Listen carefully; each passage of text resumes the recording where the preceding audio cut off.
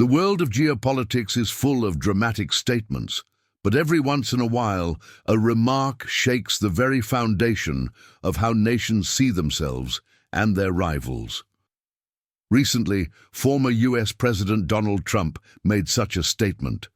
He admitted that America has lost India and Russia to China. In his own words, these countries have drifted into what he described as the deepest, darkest China. It wasn't just a soundbite. It was a reality check. A confession that the world's power dynamics are tilting away from Washington toward a new axis centered around Beijing, Moscow, and New Delhi. To understand the magnitude of this statement, we need to look closely at why Trump said it, what it means for America, and how India and Russia, once seen as balancing powers, are moving in a direction that could reshape the future of the global order. For decades, the United States prided itself on being the world's policeman, the guarantor of global trade, and the ultimate power broker in international disputes. But Trump's words reflect a different picture, a world where America is losing allies, influence, and leverage, even among countries it once considered close partners. Let's begin with India. For years, Washington courted New Delhi as a counterweight to China. Billions in defense deals were signed, trade cooperation expanded, and the Quad alliance with Japan and Australia was promoted as a way to encircle Beijing's growing influence. Yet, in 2025, the US slapped India with devastating 50% tariffs on key exports, diamonds, textiles, and pharmaceuticals, over its continued imports of Russian oil. Instead of bringing India closer, these actions pushed New Delhi to explore new trade avenues, particularly within the BRICS framework, alongside Russia and China. This isn't a sudden shift. It's the result of a series of missteps, where Washington's policies seemed more like punishments than partnerships. Now, let's consider Russia. For decades, Moscow has been in confrontation with the West. Sanctions, diplomatic isolation, and NATO expansion pushed Russia into Beijing's arms long before Trump's admission. But what's striking today is that India, a longtime defense partner of Russia, is not turning its back on Moscow despite Western pressure. Instead, India has increased purchases of discounted Russian oil, co-developed weapon systems, and supported BRICS initiatives that explicitly challenge US dollar dominance. The message is clear.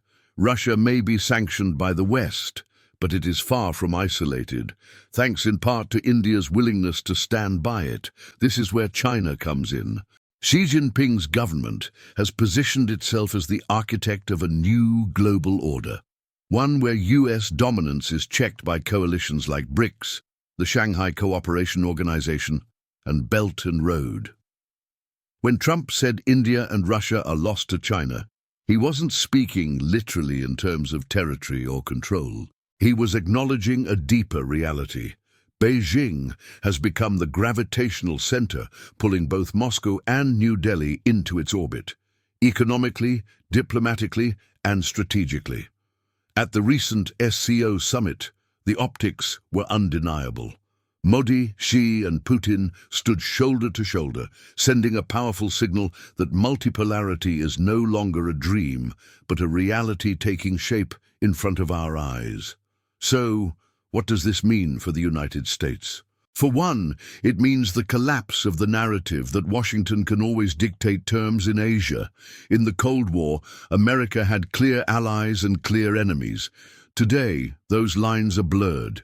India is not an enemy of the United States, but it's also no longer a compliant partner.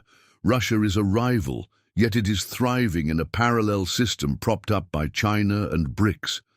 And China itself, despite trade disputes and military tensions, is more influential than ever. Trump's statement is both an admission of decline and a warning to policymakers that America cannot afford to alienate partners through heavy-handed tactics like tariffs and sanctions. But let us not make the mistake of thinking this is simply about America losing and others winning. The reality is more complex. India, Russia, and China do not have a perfectly aligned vision. India still distrusts Beijing over border disputes. Russia sees itself as a great power, but knows it risks becoming the junior partner in a China-dominated world. And China, for all its confidence, faces slowing economic growth and internal challenges. The reason Trump's words hit so hard is because they revealed not just US weakness, but also the uncomfortable truth that Washington no longer has the tools to prevent these countries from finding common ground, even if their interests diverge. For India, this shift presents an opportunity. By maintaining ties with the US while simultaneously deepening cooperation with Russia and China, New Delhi is positioning itself as the ultimate swing power. If America's tariffs continue, India will pivot further toward BRICS, alternative payment systems, and new trade routes through Central Asia and the Middle East. If Washington softens its stance, India may maintain balance, but the trust gap has already widened. Trump's admission reflects this reality. India is no longer simply tilting toward the US. It is walking its own independent path, and that path increasingly crosses Beijing's and Moscow's. What about the economic implications? The US dollar has been the backbone of global trade since World War II, but with BRICS developing alternative payment systems, and with India's active participation, we may soon see a world where major economies trade in local currencies. That would weaken America's financial leverage and reduce its ability to impose sanctions. Trump's concern wasn't just about losing influence at a summit, it was about losing control over the levers of global power that have long defined US hegemony. And then there's the psychological impact. Imagine being an American voter hearing a former president say the country has lost key partners to China. It's not just about foreign policy, it's about identity, pride, and the sense of being on top of the world. Statements like these fuel debates at home about decline, about whether America can still lead or whether it must adapt to a world where leadership is shared. And for global audiences, Trump's blunt words confirmed what many already suspected. The era of unchallenged US dominance is ending. Now, let's look ahead. Will India fully embrace China's leadership? Probably not. New Delhi's strategy has always been multi-alignment, not dependency. But what is different today is that India no longer fears Washington's disapproval the way it once did. By admitting that India has been lost, Trump essentially conceded that US influence is not what it used to be. That's not just rhetoric, it's geopolitical reality. For Russia, the path forward is clear.